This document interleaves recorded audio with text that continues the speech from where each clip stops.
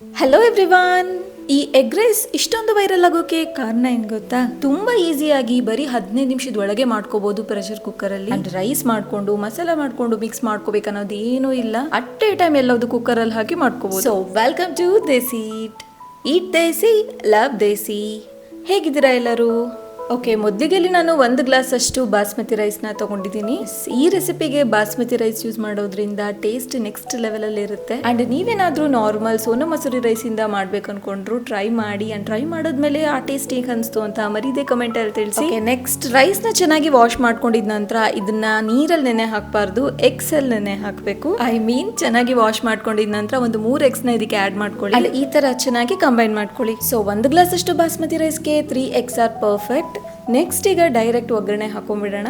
So ಕುಕ್ಕರಲ್ಲಿ ಮಾಡೋದ್ರಿಂದ ಫಟಾಫಟ್ ಆಗೋಗ್ಬಿಡುತ್ತೆ.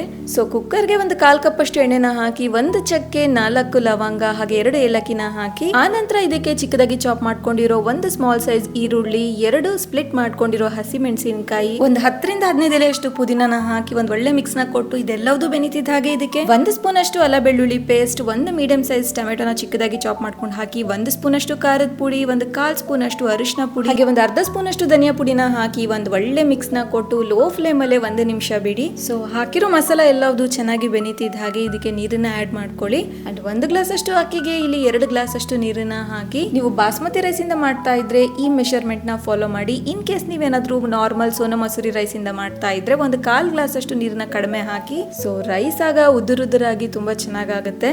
ನೀರನ್ನ ಆಡ್ ಮಾಡ್ಕೊಂಡಿದ ನಂತರ ಇದಕ್ಕೆ ರುಚಿಗೆ ತಕ್ಕಷ್ಟು ಉಪ್ಪು ಹಾಗೆ ಚಿಕ್ಕದಾಗಿ ಚಾಪ್ ಮಾಡ್ಕೊಂಡಿರೋ ಕೊತ್ತಂಬರಿ ಸೊಪ್ಪನ್ನ ಹಾಕಿ ಒಂದ್ ಒಳ್ಳೆ ಮಿಕ್ಸ್ ನ ಕೊಟ್ಟು ನೀರಿನ ಕುದಿ ಬರ್ತಿದ್ದ ಹಾಗೆ ಇದಕ್ಕೆ ನಾವು ಆಗ್ಲೇ ಮಿಕ್ಸ್ ಮಾಡ್ಕೊಂಡಿರೋ ಬಾಸ್ಮತಿ ರೈಸ್ ಹಾಗೆ ಹೆಗ್ ಮಿಕ್ಸ್ ಏನಿದೆ ಅಲ್ವಾ ಅದನ್ನ ಇದಕ್ಕೆ ಹಾಕ್ಬಿಡಿ.